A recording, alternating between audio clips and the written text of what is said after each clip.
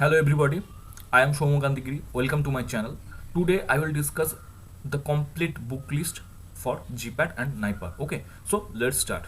See, at the beginning you have to know that there are main four pillars, okay, from which the questions are coming. Okay, number one is your pharmaceutical chemistry, number two is your pharmaceutics, then pharmacognosy, then pharmacology. Okay, and you can see the number of questions coming from pharmaceutical chemistry is 38.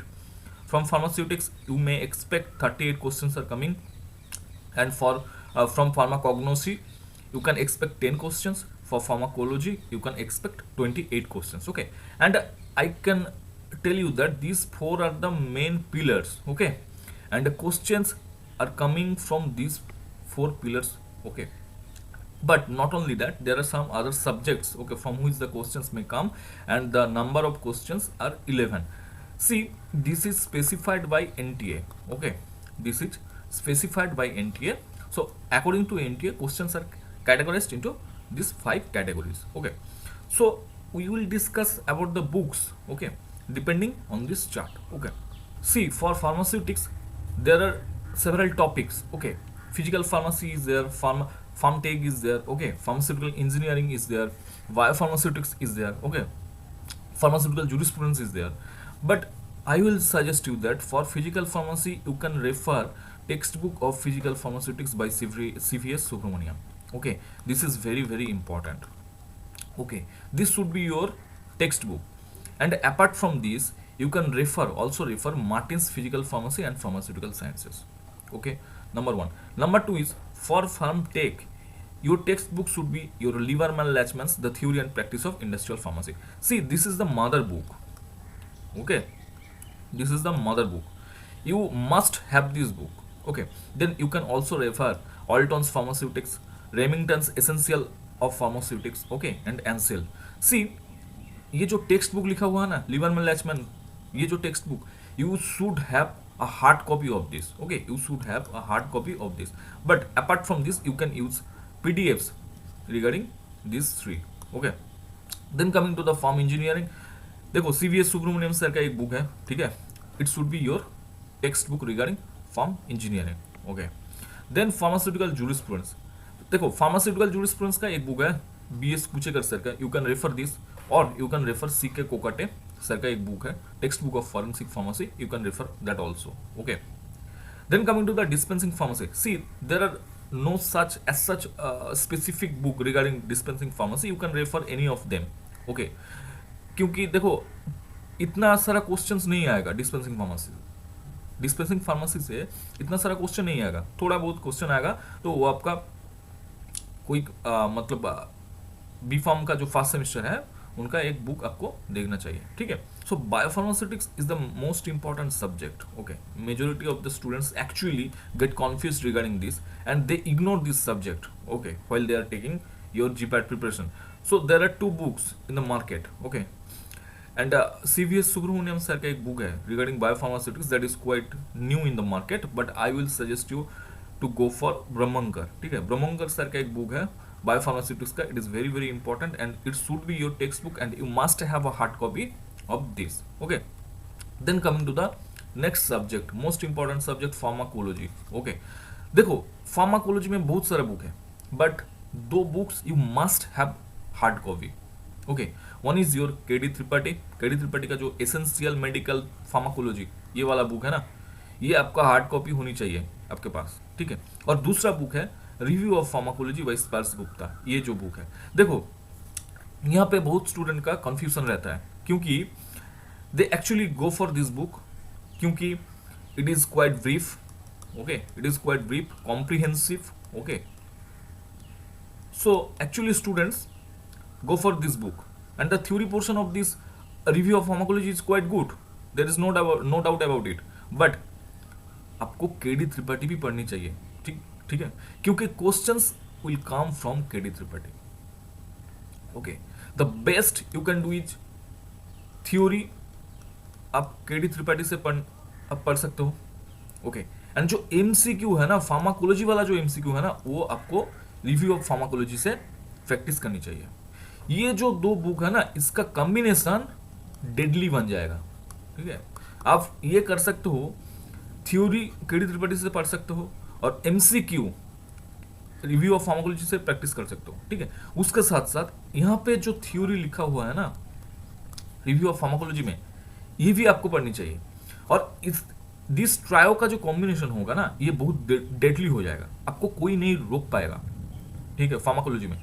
तो ये combination आपको पढ़नी चाहिए। उसके बाद you can also refer लिपिनकॉट, ठीक है, लिपिनकॉट का एक फार्माकोलॉजी है, पैथोफिजियोलॉजी बेस्ड फार्माकोलॉजी, वो आपको पढ़नी चाहिए, ठीक है, क्योंकि बहुत सारे मैकेनिज्म ऑफ एक्शन है ड्रग का, ठीक है, वहाँ पे बहुत easy language and lucid language में लिखा हुआ है, ठीक है, वो आपको पढ़नी चाहिए, ठीक है।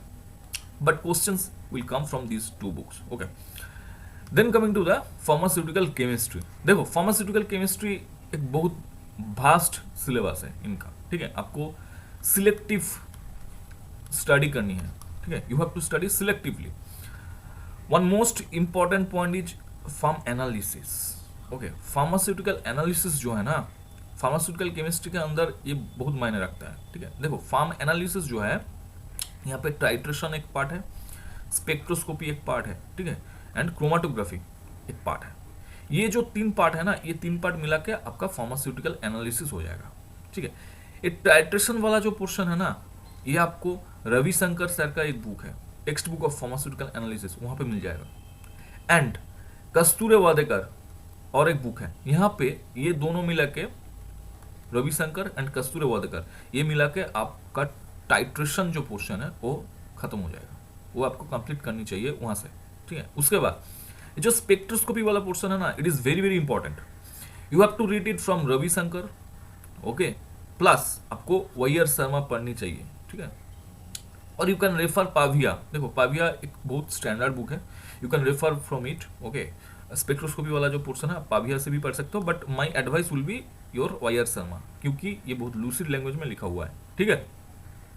Then coming to the chromatography, देखो क्रोमाटोग्राफी आप रविशंकर से पढ़ सकते हो, प्लस प्लस आप दूसरी कोई मतलब एनालिसिस का बुक, ये जो कस्तूरी वाडेकर है, ठीक है, और दूसरी कोई बुक है वहां से भी आप पढ़ सकते हो। बट ये जो तीन बुक मैंने लिखा हुआ है ना, रविशंकर, वायर शर्मा एंड कस्तूरी वाडेकर, ये आपके पास होनी चाहिए, ठीक है। एक चाटवाल सर का भी बुक है, मैंने I forgot to mention it here, text book of instrumental analysis, एक चाटवाल सर का बुक है, लाइब्रेरी में है, आपका कॉलेज का लाइब्रेरी में है, you can refer it for spectroscopy purpose only, okay.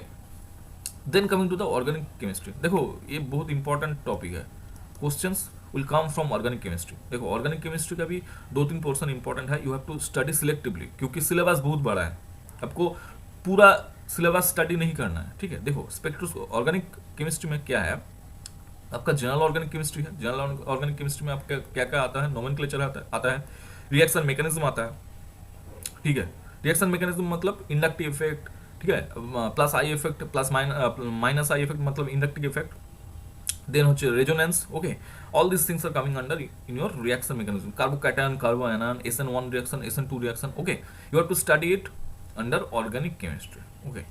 Then coming to the next point, आपको स्टडी करना है स्टीरियो केमिस्ट्री, वो इंपॉर्टेंट है, ठीक है, वो इंपॉर्टेंट है। Then you have to study named reaction, ये जो पोर्शन है ना, ये पोर्शन बहुत बहुत इंपॉर्टेंट है, you can expect 5 to 6 questions more than that also from this organic chemistry portion, okay।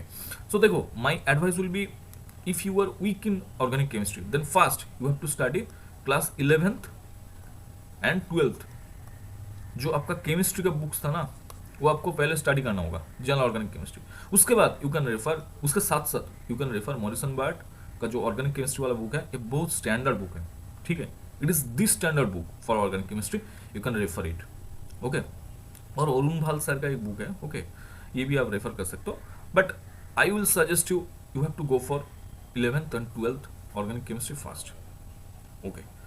Then coming to the med chem, देखो ये बहुत बड़ा एंड कन्फ्यूजिंग टॉपिक है, क्योंकि majority of the students are weak in med chem, I know, okay. So you have to strategically cover this subject, okay।